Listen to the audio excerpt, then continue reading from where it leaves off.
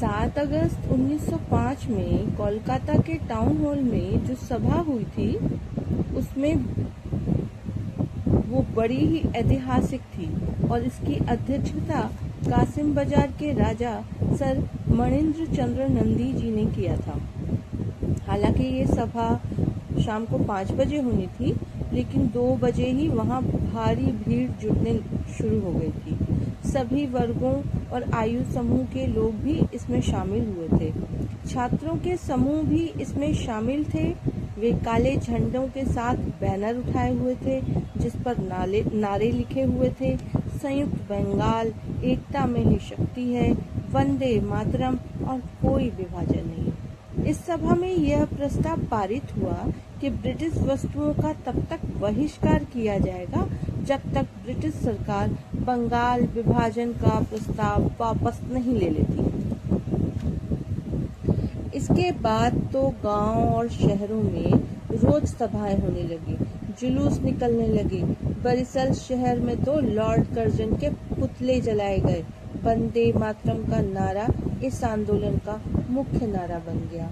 उसी वर्ष Prince of Wales, बाद में राजा जॉर्ज पंचम की नवंबर में होने वाली प्रस्तावित यात्रा के खिलाफ विरोध प्रदर्शन शुरू होने लगे। सरकार ने इन छात्रों के खिलाफ सख्त कदम उठाए। बरिसल में 275 छात्रों को स्कूल से निकाल दिया गया, लेकिन छात्र ऐसी घटनाओं से डरने वाले नहीं थे।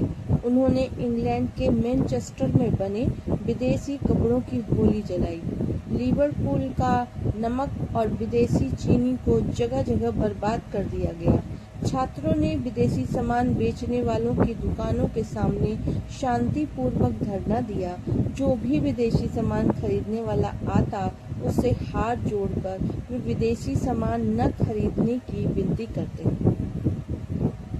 इस बहिष्कार आंदोलन का प्रभाव इतना जबरदस्त था कि एक 6 साल की बच्ची ने गंभीर रूप से बीमार होने के बावजूद विदेशी दवा लेने से इनकार कर दिया। पुजारियों ने ऐसे शादी समारोह का बहिष्कार शुरू कर दिया जहां लोग विदेशी कपड़ों में नजर आते थे।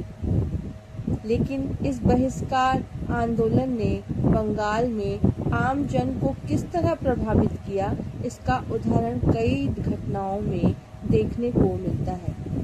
जहां तक जूतों की मरम्मत करने वाले मोचियों का है, उन्होंने मरम्मत करने से मना कर दिया।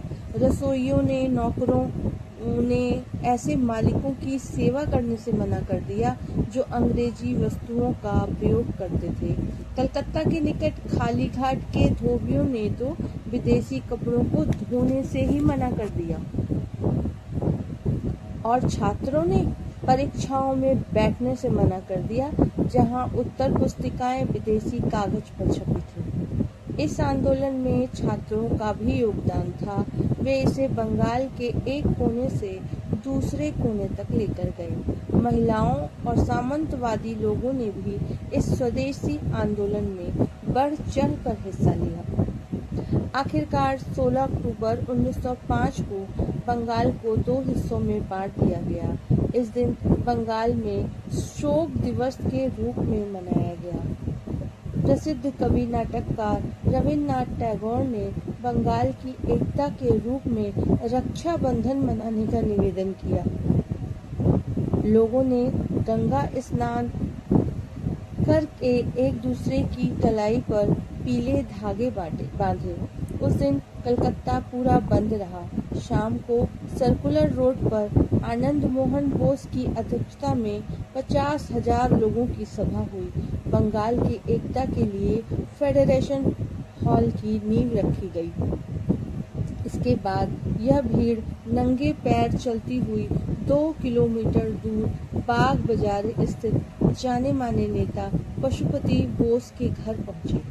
सुरेंद्रनाथ बनर्जी जैसे प्रभावशाली नेता कलकत्ता की बेहद खराब सड़क पर भीड़ के साथ चले। इस सभा में स्वदेशी आंदोलन को आगे बढ़ाने के लिए उस समय के हिसाब से एक बड़ी रकम 70,000 रुपए इकट्ठे किए गए। स्वदेशी आंदोलन ने ब्रिटिश व्यापार को बहुत नुकसान पहुंचाया।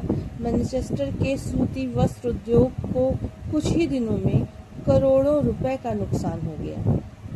अन्य उद्योग भी इस नुकसान की चपेट में आ गए, लेकिन देसी भारतीय उद्योगों को बढ़ावा मिल गया। कई नए कारखाने लगाए गए, लोगों का स्वदेशी वस्तुओं से लगाव बढ़ गया। इस आंदोलन ने लोगों के अंदर देशभक्ति का जज्बा पैदा किया और राष्ट्रवाद को बढ़ावा दिया। हम आगे भी हरिगोलू ज्ञान पाठशाला में इस विषय पर बात करेंगे। आप हमसे जुड़े रहिए और अपनी राय अवश्य दीजिए। आप सबका बहुत बहुत धन्यवाद। और आप सबको ये अगस्त महीना हमेशा याद रखना है कि कैसे भारत ने संघर्ष करके अपने आप को आगे बढ़ाया, और हम सब भारत को आगे बढ़ाने में भारत का सहयोग करें। धन्यवाद।